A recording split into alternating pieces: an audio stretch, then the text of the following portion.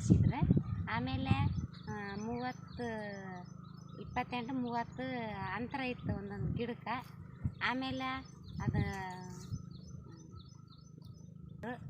ಗೊಬ್ಬರ ಹಾಕಿ ಒಂದು ತಿಂಗಳ ಕೊಳ ಬಿಟ್ವಿ. ಯಾವ್ಯಾವ ಗೊಬ್ಬರ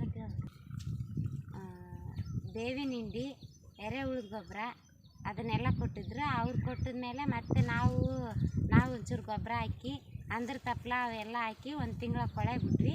ಆಮೇಲೆ ನಂತರ ಒಂದು ತಿಂಗಳಾದಮೇಲೆ ನಾವು ಸಸಿ ನಾಟ್ಸ್ಕೊಂಡ್ವಿ.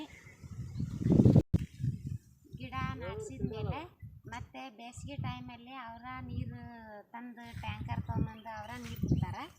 ಆಮೇಲೆ ಇಂಥ ಎಲ್ಲ ಸಿಮೆಂಟಿನ ದೋಣಿ ಕೊಟ್ಟಾರ, ಅದಕ್ಕೆ ಡ್ರಿಪ್ ಕೊಟ್ಟಾರ. ಮತ್ತು ಅದರಿಂದ ನಾವು ಗಿಡಕ್ಕೆ ನೀರು ಬಿಟ್ಕೊಂತೀವಿ. ಮತ್ತು ಡ್ರಿಪ್ಪು ಎಲ್ಲ ಕೊಟ್ಟ ಮೇಲೆ ಮತ್ತೀಗ ಇದನ್ನು 30 ಇದು ಅಂತರ ಇರುತ್ತಲ್ರಿ, ಹಂಗಾಗಿ ನಾವು ಮತ್ತು ಹೋದ ವರ್ಷ ನಮ್ಗೆ ಶೇಂಗಾ ಕೊಟ್ಟಿದ್ರು, ಅದನ್ನು ಬೆಳ್ಕೊಂಡ್ವಿ. ಈಗ ಸಜ್ಜಿ ತಕ್ಕಂದ್ಮೇಲೆ ನಮಗೆಲ್ಲ ತರಕಾರಿ ಬೀಜ ಕೊಟ್ಟಾರ. ಅವ್ನ ತರಕಾರಿ ಮತ್ತು ಸಜ್ಜಿ ತಗೊಂಡ್ಮೇಲೆ ನಾವು ಅದನ್ನ ತರಕಾರಿ ಹಾಕಿ ಅವನ್ನ ಬೆಳ್ಕೊಂತ 4 ರೂಪಾಯಿ ಇದು ಮಾಡ್ಕೊಂತ ಹೋಗ್ತೀವ್ರಿ. ಇಷ್ಟೆಲ್ಲ ಅನುಕೂಲ ಮಾಡಿ ಕೊಟ್ಟಂತ ಅವರು ಇಷ್ಟೆಲ್ಲ ಅನುಕೂಲ ಮಾಡಿ ಕೊಟ್ಟಾರ ವೇಡ್ ಸಂಸ್ಥೆಯವರು.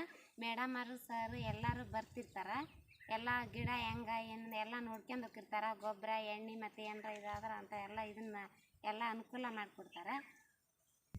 6 ವರ್ಷ ತನಕ ಇವರು ನಮ್ಮ ಜೊತೆಗೆ ಇರ್ತೀವಿ ಅಂತಂದು ಹೇಳ್ಯಾರ. ಆ ಭರವಸೆ ನಮಗೈತಿ. ಇದಕ್ಕೆ ಎಲ್ಲ ವೇಡ್ ಸಂಸ್ಥೆಯವ್ರ ಎಲ್ಲ ಸಿಬ್ಬಂದಿಗಳಿಗೆ ನಮ್ಮ ಧನ್ಯವಾದಗಳು.